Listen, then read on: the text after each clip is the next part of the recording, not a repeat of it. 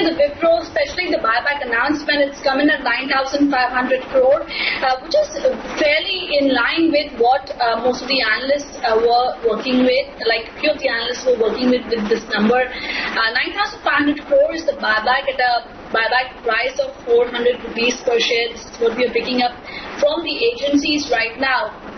In fact, if you look at Wipro, the last two buybacks were in the range of 10,500 to 11,000 crore, and I would say that this buyback amount of 9,500 crore is fairly in line with our estimates as well overall. If you're looking at the consolidated revenue for Wipro, well, on the consolidated front, 1,505 crore is the revenue that we are seeing, which is largely in line with what we were expecting. Consolidated PAT of 2,484 crore is again largely in line with what we were expecting. So if you look at our own expectations, we were working with a consolidated PAT of 2,400 crore, and now it's coming at 2,484 crore. Even in terms of the IT services, there's not much of a difference versus what we were expecting. IT services revenue has come in at 147.68 crore, which is slightly above our expectation, around 1%, but broadly I guess the numbers seem to be fairly in line, I would say. Again, if you look at the kind of details, I'm still trying to pull up more details from the press release. The numbers on the face of it look okay. Let me just go through a few numbers in detail and again connect here.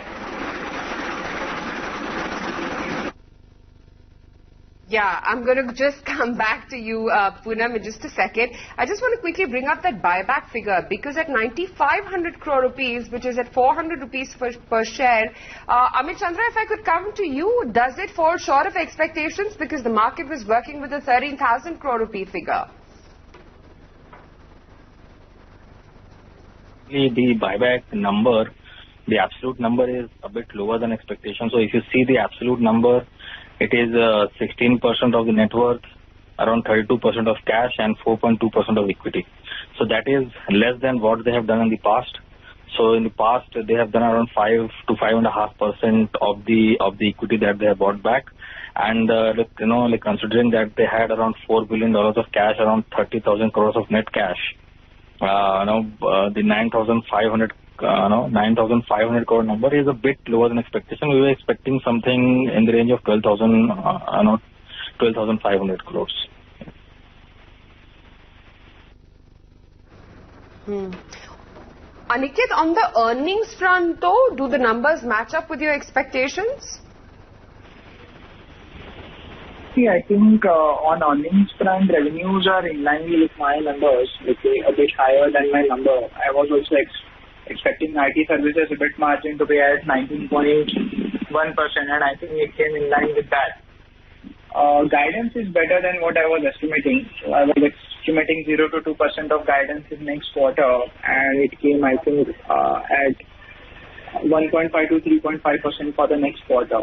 So this guidance is a bit as of now, if I look at the number from top line basis.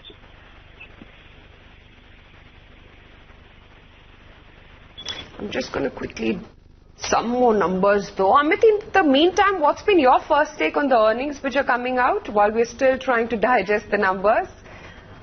Yeah, so absolutely the top line is ahead of the expectations, the margins is in line, and the guidance is also ahead of what I was expecting. I was expecting something around 1 to 2%, but clearly Wipro is also seeing a comeback in terms of the growth rates where they have struggled in the past versus in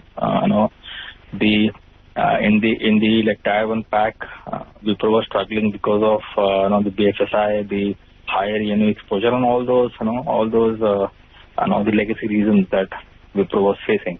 But now with the new CEO, new management team, I think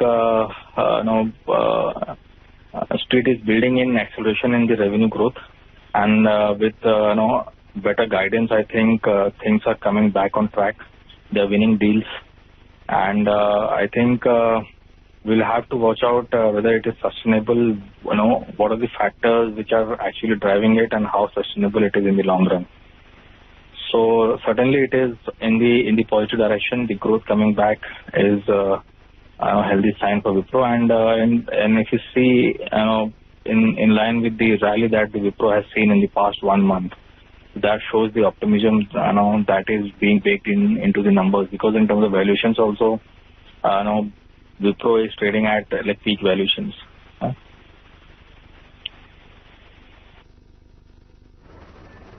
Yeah, it is. In fact, talking about the management commentary, there's a quote coming in from the CEO and MD, Thierry Delaporte, and he's saying that we had an excellent growth in terms of revenues as well as expansion of margins and robust cash generation in the quarter gone by. He's saying that I'm very excited about the opportunities that are ahead of us and encouraged by the acceleration in business momentum we've seen this quarter. Our strategy, he goes on to say, is to focus on growth in prioritized sectors and markets led by vertical solutions offerings. Poonam is back with us. Poonam, some more numbers that you're picking up? Oh yes, Aisha. Let's look at the IT services. It seems the entire IT services segment has really done well for Wipro. IT services revenue in constant currency terms, it has increased by 2% quarter-on-quarter, Aisha. And you know that we were working with a number of 1.7%. In fact, the dollar revenue growth also for the IT services segment has been at 3.7% quarter-on-quarter. We were working with revenue growth of IT services at 2.4%. So I would say on the IT services front, it's a good number. IT services EBIT margin has been at 19.2%, while the growth or the expansion in margins is at 20 bips on a sequential basis. It's slightly lower than what we were expecting. So 19.6% is what we were expecting in terms of the EBIT margin. EBIT margin now for IT services has come in at 19.2%. On the overall income front, also if you look at the numbers, it's at 2470 crore there in terms of the profitability number. In fact, as I said, the operating cash flow also has been fairly good, 179% of the net income. CEO and MD states that we had an excellent quarter with growth in revenues, expansion of margins and robust cash generation. And I'm very excited about the opportunities that are ahead of us and encouraged by the acceleration in business momentum we have seen in this quarter. Our strategy is to focus on growth in prioritized sectors and markets led by vertical solution offerings. So good going, Aisha, so far in terms of the IT revenue front. Margins although have expanded 20 bits, it's slightly lower than our expectations. This is for the IT services. They're also, Aisha, they're also telling about their outlook for the third quarter. They are giving the guidance for the third quarter. They state that we expect revenue for our IT services business to be in the range of $2,022 million to $2,062 million. This is translating into a sequential growth of 1.5% to 3.5% for the IT services. Do note that I had one of the analysts who was expecting the revenue growth guidance for the IT services in the range of 0 to 2%, and this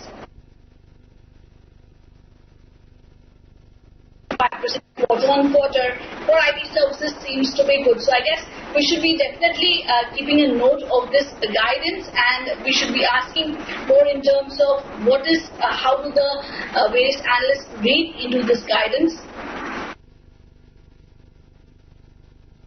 Momentum, they have one strong large deals, although I'm still checking out if there is any number in terms of the large deals, but so far the guidance on the IT services seems good.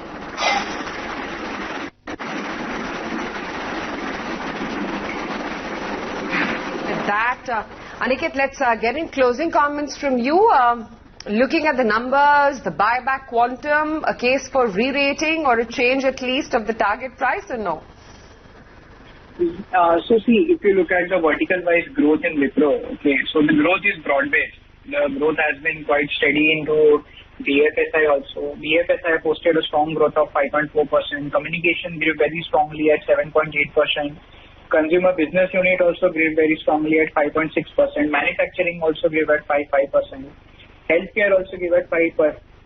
So if you look at the growth, actually, the growth is completely broad-based in this quarter for Wipro. Okay, Secondly, if you look at the practices also, they have performed well in almost all the verticals over here. Okay. Going forward now, basically if you look at if Wipro promises to maintain this EBIT margin, this IT services operating margin going forward also, so Street would be surely delighted with it. Okay. Now, see, I think there would be at least, so according to my estimates, number are, so I was expecting IT services CC growth at around 1.2% and the growth came at 2%. So I think growth is a bit better than my estimates. Okay. So I think my around 2 to 3% there would be increase in my EPS estimate for FY21 as of now.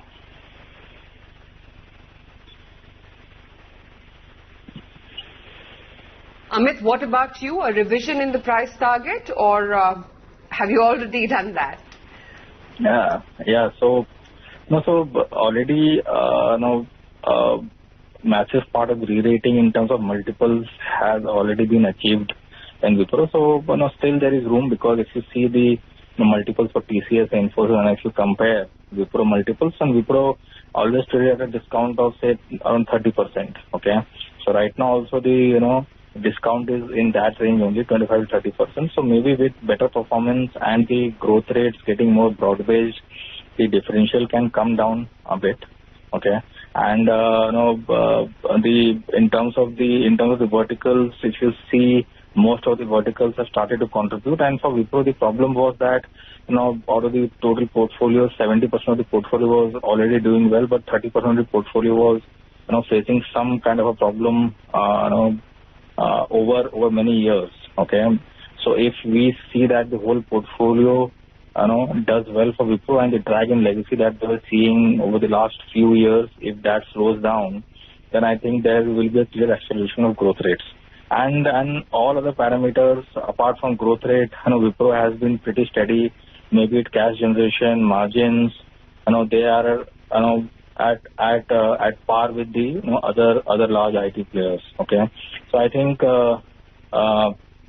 traction in the top line, traction in the growth rate will have impact on the valuations over the longer term. And obviously the buyback thing. Okay. So they have been doing, I think this is the fourth buyback in the last 5 years, I think. Yeah. So they have been maintaining that buyback like momentum, and the buyback. So you see, for every buyback, the buyback price has been the peak price for Wipro. Okay. And we have seen that over the last 3 buybacks. But and it was because there was no growth in the company. But with the growth in with the return in growth, I think this time it can actually cross that and sustain above it. Yeah. Aniket as well as Amit, both of you, thank you so much for taking the time out and joining in to analyze Wipro's numbers. We're going to wind up then in this edition of Closing Trades. We're an extended one analyzing Wipro's earnings, which the markets are going to react to come tomorrow.